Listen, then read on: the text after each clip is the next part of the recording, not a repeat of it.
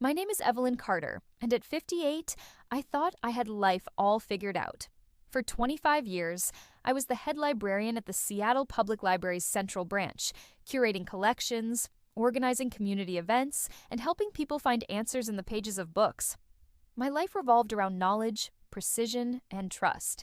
Trust in the systems I built, the colleagues I mentored, and the family I loved. My husband, Daniel, was a high school history teacher beloved by his students for his dry wit and endless stories. Our daughter, Sarah, 29, was a graphic designer in Portland, and our son, Nathan, 26, was finishing his law degree at the University of Washington. Everything I did, every late-night cataloging, every budget meeting, every sacrifice, was for them. When Sarah needed a $15,000 loan for her freelance startup, I wrote the check. When Nathan's tuition payments came due, I covered them without a second thought. Daniel's old pickup truck replaced with a shiny new Subaru because he deserved it. I was always the planner, the one who kept our family's world spinning smoothly. My colleagues called me the archivist for my meticulous nature, my ability to anticipate problems before they arose. But in the spring of 2024, as I neared retirement, cracks started forming in the foundation of my life. Daniel grew secretive, spending hours in his study, claiming he was grading papers but locking the door. Sarah and Nathan started asking pointed questions about my retirement savings, my pension, the house we owned outright in Capitol Hill. "Mom, have you thought about what happens to the estate?" Sarah asked one Sunday over brunch, her tone too casual. Nathan chimed in, "Yeah, you and Dad should probably get a trust set up just in case." I brushed it off, chalking it up to their concern for my future. After all, I'd raised them to be practical. The day of my retirement party arrived, a modest affair at our favorite waterfront restaurant in Elliott Bay. Friends, colleagues, and family gathered to celebrate my 25 years of service. I was excited, dreaming of the road trips Daniel and I had planned, maybe even a small cabin in the San Juan Islands. As the evening wound down, Daniel pulled me aside, his face unreadable. "Evelyn, I need to talk to you," he said, handing me a folder. My stomach dropped as I opened it. Legal documents, a separation agreement. My hands trembled as I read the words. Irreconcilable differences, asset division. "I've met someone else," Daniel said, his voice flat. "I want a fresh start." I stared at him, the man I'd built a life with for 32 years, and saw a stranger. Before I could respond, I noticed Sarah and Nathan at a nearby table, avoiding my gaze. They knew. My best friend Linda later admitted she'd overheard them discussing Mom's finances weeks earlier, as if I were a problem to be solved. The betrayal hit like a tidal wave. They weren't just complicit, they were complicit in a plan. Daniel's someone else was a younger colleague from his school, a woman I'd met at a faculty dinner. Sarah and Nathan, it turned out, had been pushing for this, convinced their father deserved happiness, and that my savings, our savings, should be split to secure their own futures. They saw me as the dependable bank, the librarian who'd always provide, not as a person with dreams of her own. I didn't cry. Not then.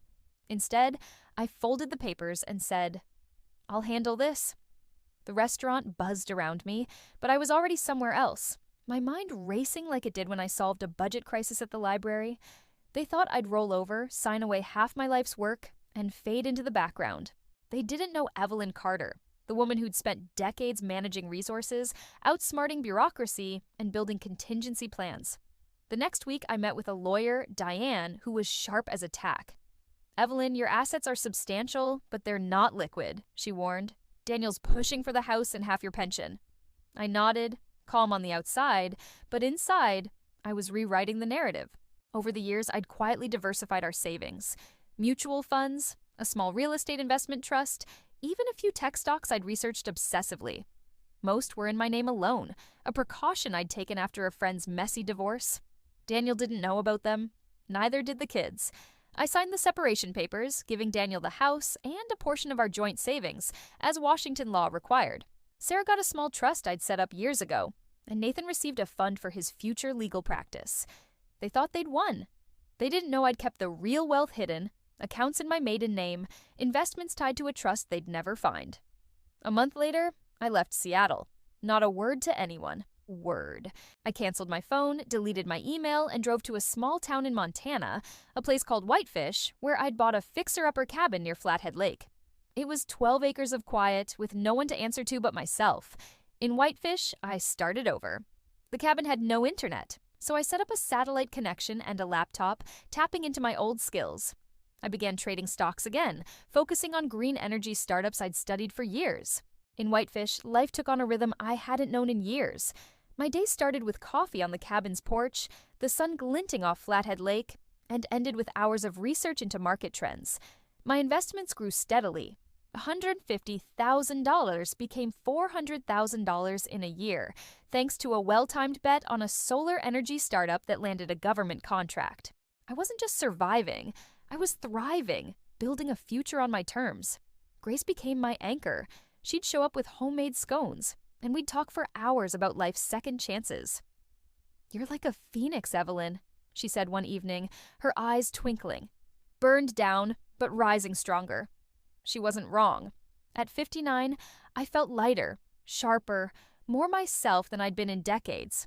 I started volunteering at the local library, a small brick building with creaky floors and outdated computers. It felt like home. I helped digitize their catalog, taught kids how to research for school projects, and even started a book drive for underfunded schools. Through it, I met 12-year-old Mia, a foster kid who devoured mysteries like they were oxygen. She reminded me of Sarah at that age, curious and fierce, but without the entitlement my daughter had grown into. Mia's foster parents were kind but stretched thin, and I found myself spending more time with her, helping with homework, taking her to the lake. It wasn't pity, it was connection, something I hadn't realized I'd been missing. Meanwhile, back in Seattle, my old life was unraveling. My lawyer, Diane, kept me updated. Daniel S.'s new relationship fizzled when his girlfriend realized he wasn't as wealthy as he declaimed. The house in Capitol Hill, he couldn't afford the taxes and maintenance on his teacher Mace pension and put it up for sale. Sarah's design business tanked after she overcommitted to a flashy client who never paid. Nathan, fresh out of law school, had joined a shady firm that was now under investigation for fraud. They'd all tried to contact me. Voicemails, emails to Diane, even a letter from Sarah begging for just a conversation. I didn't respond. They'd made their choices at my retirement party, and I was done being their safety net. By the end of my second year in Montana, I'd transformed the cabin into a cozy home. New windows, a wood stove, a small garden where I grew tomatoes and lavender. My portfolio hit $1.2 million, enough to buy a small commercial property in Whitefish, which I leased to a local coffee shop. I wasn't flashy about it. Wealth was a tool, not a trophy. Grace and I grew closer, and one snowy night, she kissed me by the fireplace. It caught me off guard, but it felt right, like a door I hadn't known was there had swung open. We didn't label it, we just let it be, two people finding joy in each other's company. Then came the call that tested my resolve. Diane's voice was tense. "Evelyn, Daniel's in trouble. He defaulted on a loan he took against the house sale. Sarah and Nathan are asking for your help. They say they're sorry, that they didn't realize what they were doing." I stood in my kitchen, watching Mia outside, teaching Grace how to skip stones on the lake. "What exactly do they want?" I asked. "Money," Diane said bluntly. "Daniel's facing foreclosure on his condo.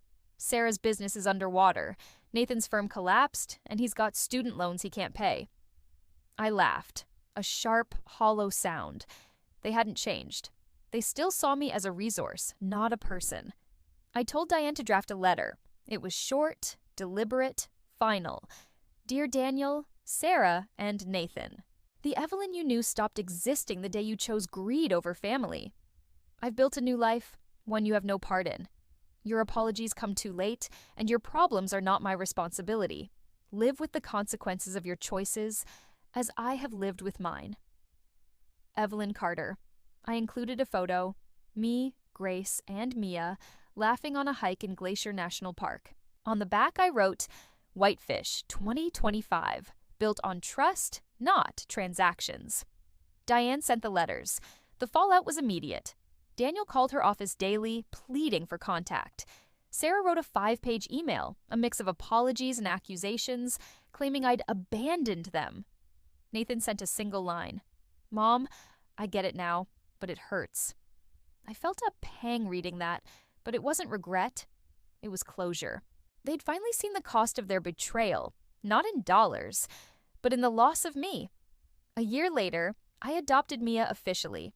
Her foster parents supported it, knowing I could give her stability they couldn't. Grace moved into the cabin, and we turned the spare room into a study for Mia, lined with bookshelves.